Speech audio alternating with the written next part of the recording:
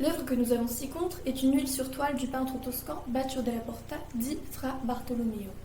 Cette œuvre a été produite au XVIe siècle et plus précisément en 1512, durant la période de la Renaissance italienne.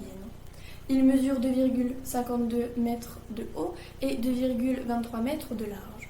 Ce tableau est le plus souvent nommé la Vierge aux Saints, la Vergina ai Santi en italien, mais il demeure d'autres titres attribués à cette œuvre, comme la Vierge Carondelet, due au nom de son commanditaire Ferry Carondelet qui rencontra le peintre lors de l'un de ses voyages à Rome, mais aussi la Vierge et l'enfant Jésus. Comme vous pouvez l'apercevoir, le thème représenté est la méditation religieuse, thème récurrent dans les œuvres de Fra Bartolomeo, mais également dans les œuvres du XVIe siècle en général. Ce tableau fut d'abord exposé à l'église Saint-Étienne à Besançon en 1518, avant d'être transféré à la cathédrale Saint-Jean de Besançon en 1669. Il faut savoir que pour arriver à la réalisation de cette œuvre, différents dessins préparatoires ont été nécessaires. Ceux-ci sont aujourd'hui exposés au musée Boijmans van Beuningen à Rotterdam aux Pays-Bas. Vous pouvez les voir juste ici. Concernant la composition de l'œuvre, la scène se déroule à l'intérieur d'un édifice à l'architecture contemporaine.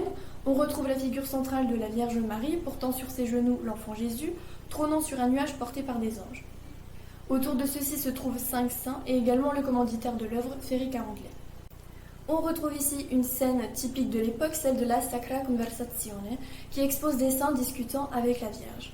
Différents points rendent cette œuvre d'autant plus intéressante, comme l'utilisation précise de la perspective spatiale, cet aspect de profondeur, la vraisemblance de l'autonomie des corps, les expressions plus réalistes des visages et l'usage de la technique du clair-obscur. Pour finir, nous pouvons encore noter 2 points importants dans ce tableau. Tout d'abord, on retrouve ce qu'on pourrait nommer un tableau dans un tableau. En effet, au centre de l'œuvre, nous retrouvons une ouverture, créant ainsi la perspective, où nous apercevons 4 figures nues situées dans un paysage idéal. Cette scène peut nous faire penser, grâce à ces éléments, au Tondo Doni de Michel-Ange, qui dessine la religion païenne antique qu'incarnent ces figures nues, se trouvant derrière la Sainte Famille. Ces figures font certainement référence ici aux âmes non baptisées qui se retrouvent coincées dans les limbes, représentant ainsi les idées théologiques de Fra Bartolomeo. Enfin, il faut savoir qu'autrefois, cette œuvre était reliée à une lunette réalisée par le peintre Mariotto Albertinelli, qui a souvent collaboré avec notre artiste.